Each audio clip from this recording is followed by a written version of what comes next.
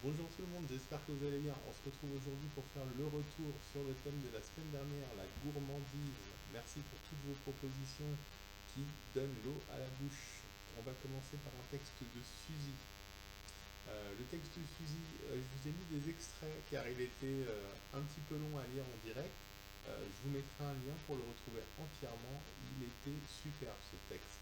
Allez, c'est parti.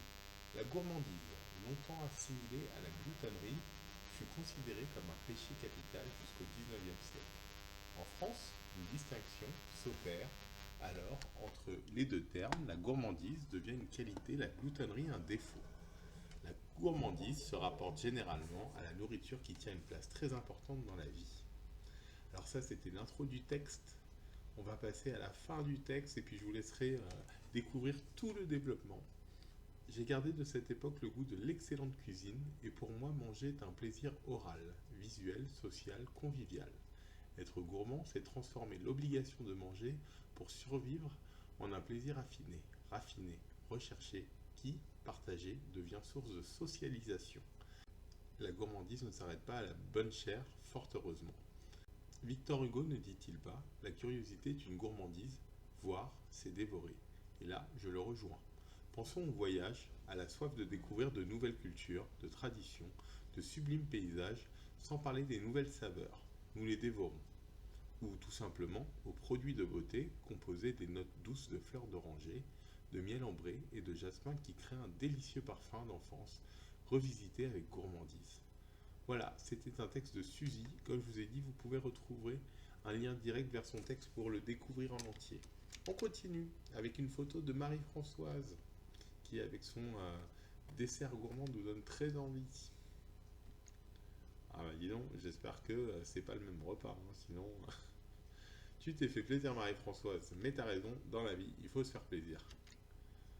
Ah bah voyez, les humains sont pas les seuls à se faire plaisir, hein. Les petits écureuils se font aussi plaisir. C'est la saison des cerises, hein, je crois qu'ils en profitent. Super. Les deux photos là des écureuils, c'est des photos de Martine. Merci pour ce gros plan. Cette photo, elle pourrait marcher aussi pour le concours photo sur le gros plan. Et là, c'est Marivonne hein, qui nous propose des desserts tout droit de la boulangerie. Marivonne qui continue avec un petit cookies fait maison et un clafoutis. Marivonne nous a proposé la recette de son clafoutis. Je vais la partager avec vous.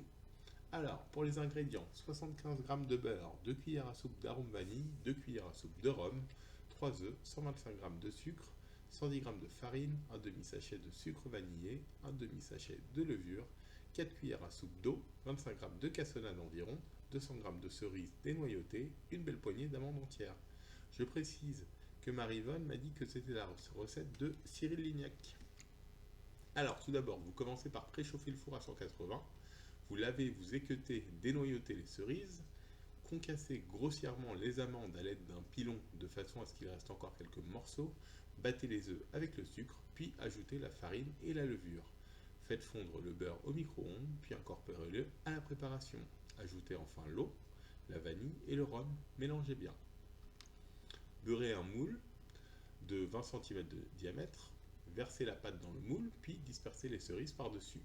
Saupoudrez d'amandes concassées, puis de cassonade. Enfournez 25 minutes jusqu'à ce qu'ils prennent une jolie couleur dorée. Dans la recette de base, il préconise 17 minutes de cuisson, c'était insuffisant chez moi. Le clafoutis n'était pas du tout cuit, il faudra donc adapter la cuisson en fonction de votre four. Laissez tiédir, puis démouler. Je précise que si vous n'avez pas de cerises, vous pouvez les remplacer par n'importe quel fruit de saison, ça marchera. Voici le résultat.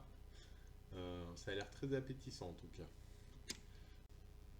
Merci à tous d'avoir participé sur le thème de la gourmandise. C'est chouette de recevoir toutes vos participations toutes les semaines. Le prochain thème, ça sera les voyages. N'hésitez pas à nous partager toutes vos productions, qu'elles soient écrites, des photos qui sont des souvenirs, des peintures, des poèmes. Si vous avez envie de nous chanter des chansons, elles sont les bienvenues.